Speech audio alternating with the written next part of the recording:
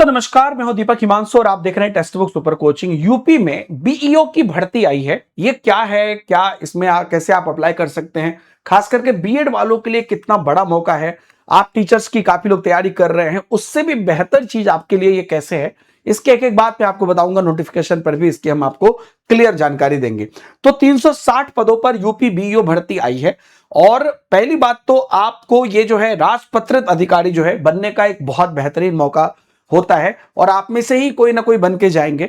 तो केवल बीएड अभ्यर्थियों के लिए यह मौका है। जैसा कि आप जानते हैं कि यूपी में सुपर टेट में पीआरटी के लिए भर्ती है, बीटीसी इत्यादि के लिए, लेकिन बीएड में यानी कि जूनियर वालों के लिए कोई भर्ती अभी सूचना नहीं है। तो यह आपके लिए एक बड़ा मौका हो सकता है।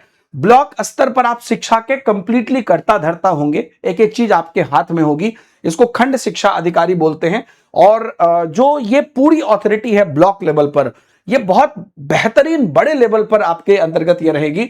आप ब्लॉक के सभी प्राथमिक और उच्च प्राथमिक विद्यालय की निगरानी करेंगे। आप शिक्षक के कार्य और स्कूल की खामियों की सीधी रिपोर्ट तैयार करेंगे और सरकार की जो शिक्षा नीति है और जो कार्यक्रम है उसको आप ब्लॉक स्तर पर लागू करेंगे। ये जो है आरओ या एआरओ लेवल की भर्ती है। आप सीधे जो है आप राजपत्रित अधिकारी इससे बनते हैं। ये एक बड़ी बात है यहां पर, ठीक है। तो ये स्तर, मतलब इसका स्तर बहुत बड़ा है।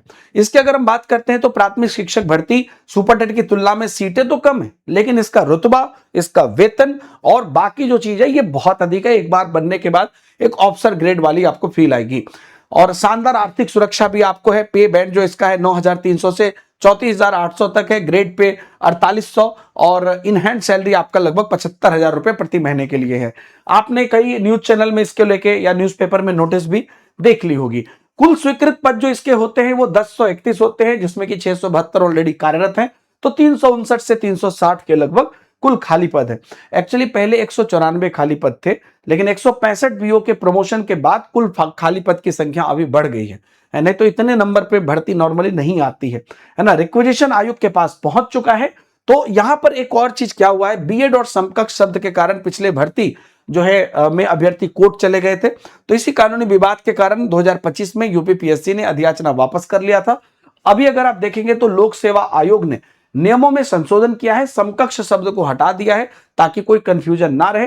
अर्हता पूरी तरीके से क्लियर है। यह भर्ती अब किसी भी कानूनी प्रक्रिया में फंसने वाली नहीं है।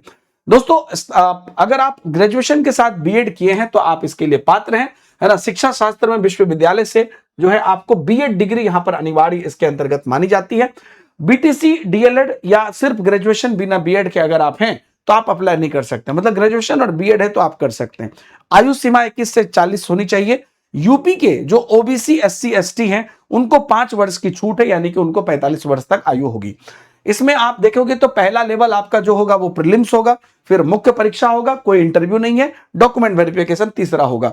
तो प्रारंभिक परीक्षा जो है केवल मेरिट के लिए होगा और लाखों अभ्यर्थी होंगे, उसमें केवल स्क्रीनिंग होगा, उसका कोई मार्क्स आगे नहीं जुटेगा। मतलब वो एक तरह का पात्रता हो गया। उसके बाद मेंस होगा, जो मेनली चयन का आधार होगा, उसमें कुछ हजार अभ्यर्थी लिए जाएंगे और उसके बाद जो है आपको डॉक्यूमेंट वेरिफिकेशन में के बाद जो है सफल 360 अभ्यर्थी होंगे। आपका चयन 100% आपकी मेंस एग्जाम पर यहां पर जो है निर्भर करेगा।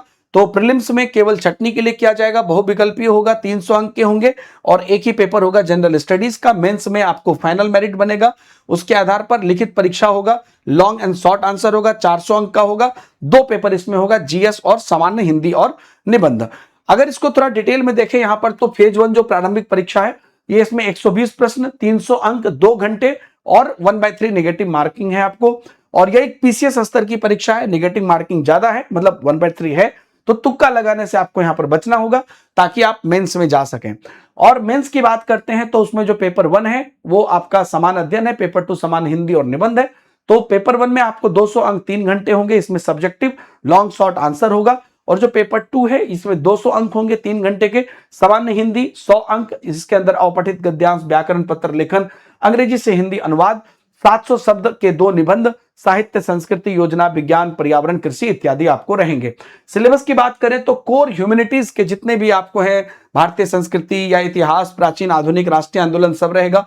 यूपी स्पेशल, यूपी की शिक्षा, संस्कृति, कृषि, उद्योग, जनसंख्या सब रहेगी।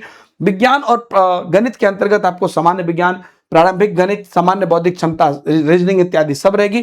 करंट अफेयर्स जो होगा राष्ट्रीय अंतरराष्ट्रीय स्तर के, भारत की कृषि, कॉमर्स इत्यादि चीजें आपके अंतर्गत यहां पर देखने को मिलेगी। अगर आप यहां पर देखेंगे तो पिछला विज्ञापन जब आया था उसके बाद से उसकी कई सारी विवाद थी।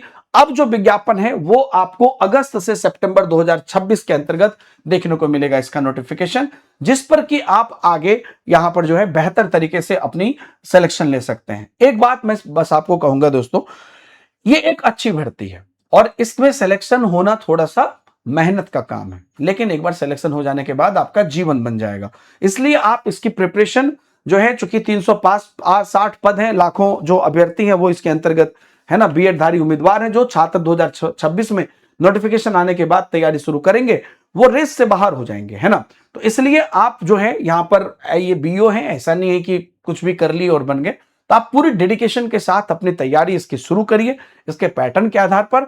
और आप क्या इंटरेस्टेड हैं इसकी तैयारी के लिए आप हमें कमेंट में जरूर बताइएगा। हमने कोशिश की आपको इसके बारे में पूरी जानकारी देने की कम शब्दों में।